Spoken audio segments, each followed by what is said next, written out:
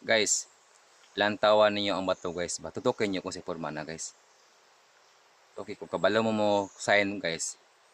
Lantawan ninyo. Pakontrolon guys ha. Pwede ko padol mayo para makita nyo ang forma guys. Oh, unsang forma guys oh. Sa forma. Sa likod guys, nga nilagay akong forma guys sa likod. Tawa ha.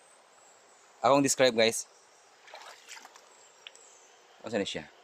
Mata, sungo, nguso day, pisngi, iba din ulo.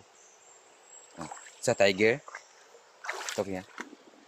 Tiger, kalabaw. Dito naman sa kabila. Yung ito naman is ganun pa rin. Nguso, kilay. Dahil siya mata, sa isa pa yung dito. Ito naman is mata naman, punta dito. Di ba? At ito naman, ito naman, mata pa rin yan, mata ha. Punta natin.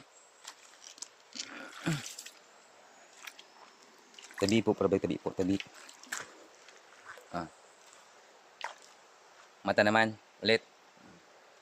Nguso na pa yung nguso pa rin nguso. Di ba? Di ba, nguso pa rin oh. Dito naman siya guys. Is, di ko sigurado, di ko ma-describe. Basta ito lang po guys. Yan lang po. Maraming salamat po yan. Yan lang po. Kung marunong kayo mag-design. Anong klase yan guys? Anong klase yan? Diba?